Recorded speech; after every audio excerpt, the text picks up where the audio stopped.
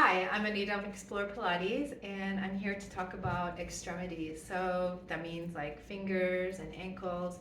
And sometimes we focus so much on our core or our center or our powerhouse. We think about connecting through the body, but we don't actually work the extremities. So we do have a couple of options. I like to use clothespins, and we squeeze. Okay, that's going to help us with what Maria Montessori called the pincer grip, and that's still very useful all throughout life. So if you've got two clothespins, you can take them, like the open end between the thumb and your index finger, and just gently squeeze. When you're squeezing, you want to try to only use the palms of your hands, so you're not like bending through the wrist or making any movement anywhere else. Everything else stays pretty still. And actually, anywhere from 5 to 10 times is good. Then you're going to move over to your third finger. Okay. And you can have your clothespin like parallel with your finger, or you can have it on an angle, just whatever works for you. Okay. Okay, this middle finger, my middle finger likes to collapse. So what we want to do is try to keep it nice and round. And this also works that first knuckle. Surprising how that is important. But for pianists, we spent many hours not letting that happen. So just grabbing that, just so. And the fourth finger, move to the fourth finger. Now you might not be able to completely press down. Do join your third finger with the fourth finger, and that'll be fine. And then move to the fifth finger. Notice I didn't dwell on that. I was just thinking Robert Schumann damaged his hand trying to strengthen his fourth finger. Okay, so it is connected to your third finger, so be mindful of that. And the pinky finger, just see what you can do. Okay, I'm finding that there's a little bit of weakness there, but that's okay. That's information.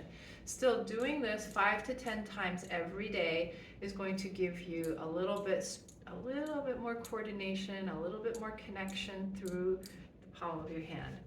And if you like to add a little bit more oomph, you can do 2 at a time. Okay, and just get into the habit of having clothespins around when you're waiting somewhere, like if you have to wait in the car, do this.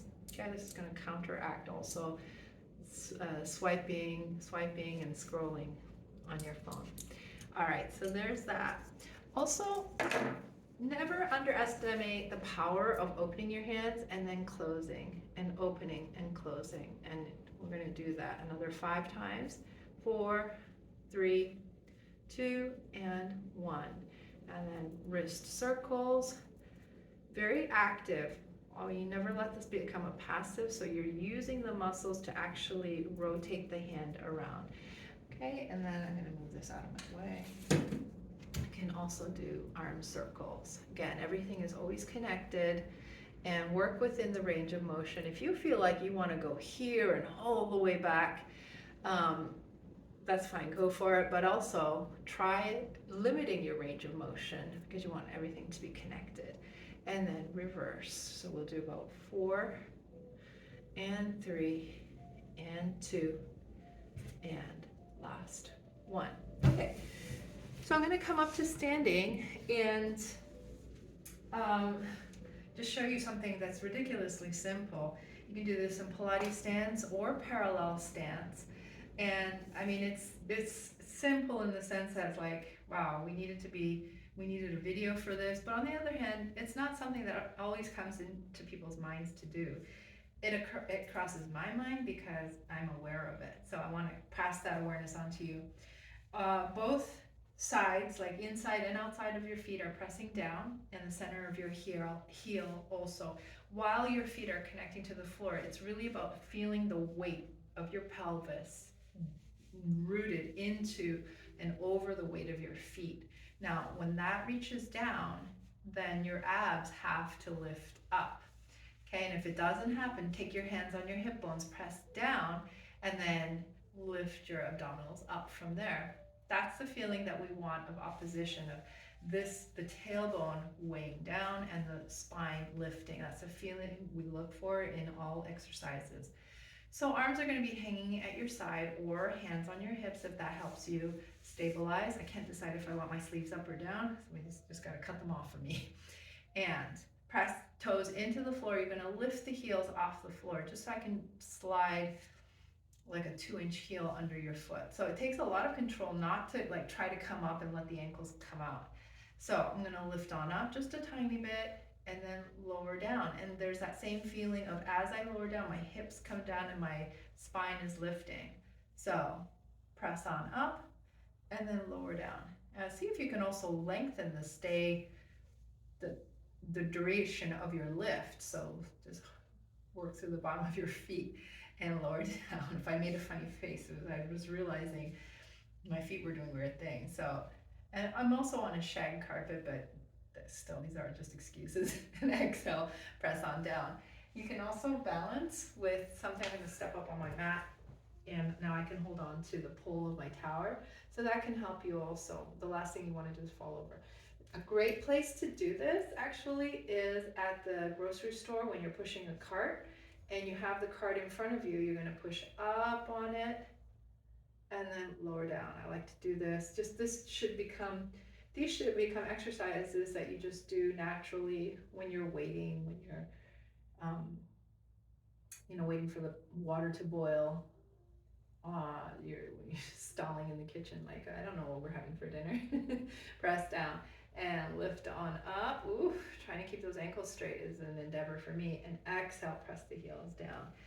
Okay, and then walk that out and just loosen up there. The other thing that's really important, we've already done this in a couple of other exercises, you can even do this sitting, is pointing and flexing through the ankles.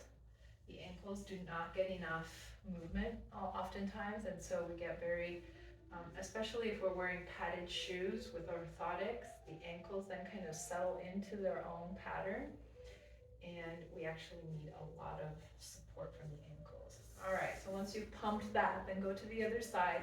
I'm not even counting, it's just a sensation. Like you really want to work through the ankle joint and point and flex and point and flex. Okay, so it can be done, this exercise can be done seated, or you can also do it lying down, right? So one leg lifts up and you're going to flex and point and flex and point and flex and point. We've done a lot of those. I want to also add in some circles. You might or might not be able to do them with a straight leg because it does get the outside of the ankle as the toes come across, and so that might be too intense with the straight leg, but we do our best. And then we reverse. Again, I'm not counting, it's a sensation that you're going for of working through your ankle joint, working those muscles around the ankle. And would be best also if we let the pelvis settle down a little bit. Okay, so you don't have to talk or anything. Put that foot down and do a few more pumps here. And coming across, that's pretty intense. I'm going to keep the knee bent a little bit. This is my stiffer leg. And circling around, bringing awareness into what the ankle space feels like, and then reverse that. 2, and a couple more. And then bring that leg down, roll on up to seated. And I hope those were helpful. I hope you feel energized through your extremities. My ankles certainly feel like they got a workout. All right, see you soon.